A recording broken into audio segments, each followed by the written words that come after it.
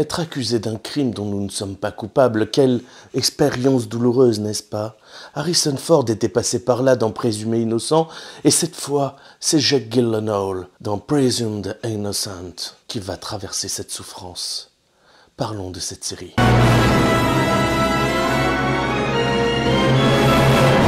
Amis du jour, bonjour. Écoutez-moi, aujourd'hui je suis là pour vous parler de Présumé innocent avec Jake Gyllenhaal et Ruth Negga. Et du coup, on va parler de cette série de David E. Kelley.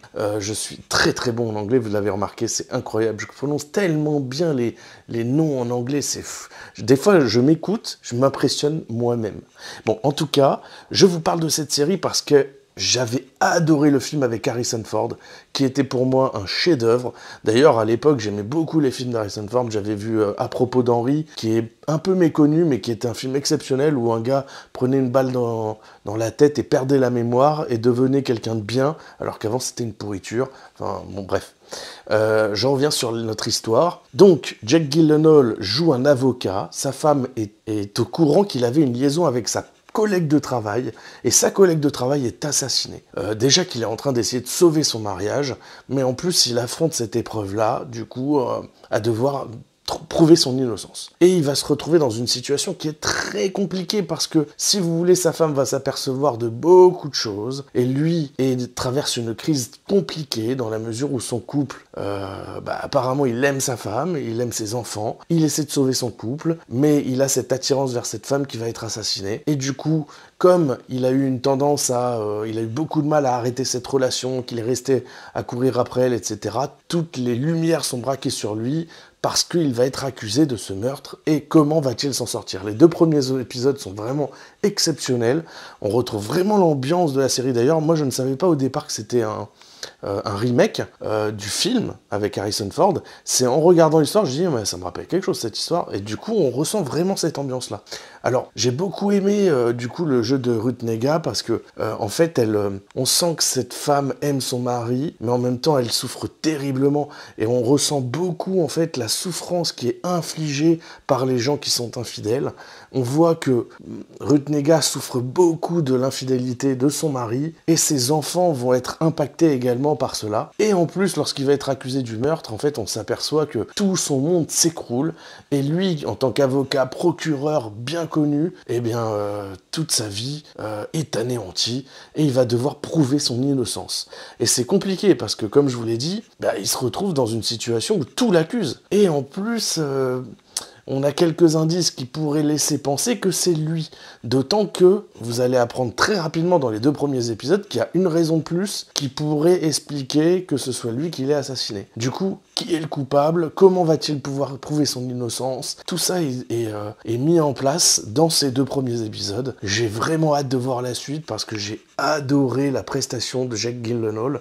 Je trouve que ça fait du bien, une petite série comme ça, avec des enjeux comme ça, c'est plutôt bien réalisé, il y a une tension qui est palpable, on se met à la place de la famille, on se met à la place de Jake Gyllenhaal qui souffre énormément de faire autant de mal aux gens qu'il aime, et puis tout le monde est déçu par lui en fait. Donc on voit que lui il est dans la peau du gars qui doit assumer ce qu'il a fait, sa trahison envers sa femme explose au grand jour. Du coup c'est compliqué parce que il a réussi à sauver son couple plus ou moins, mais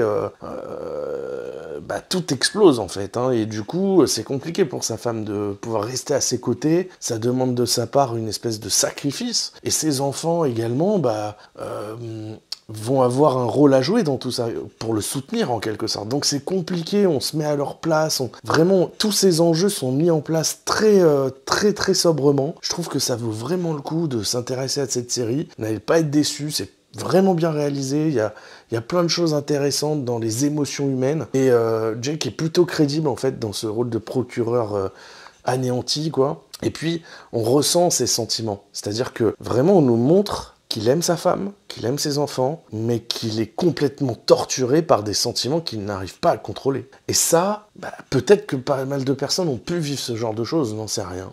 En tout cas, une chose est sûre, c'est qu'on nous montre clairement comment l'infidélité est destructrice, comment la trahison dans un couple peut mener dans les bas-fonds de l'humanité. Enfin, c'est une catastrophe. La souffrance que cette personne, cet homme plutôt bien en réalité, va infliger à sa famille est terrible. Et il va infliger beaucoup de mal à la femme qu'il aime. Donc on a juste envie de se dire, ça t'apprendra par moment. Puis par moment, on a envie de dire, mais le pauvre, quoi. Donc, alors qu'il mérite ce qui lui arrive d'une certaine façon, mais peut-être pas à ce point-là, parce que quand même être accusé du meurtre de sa maîtresse, c'est catastrophique.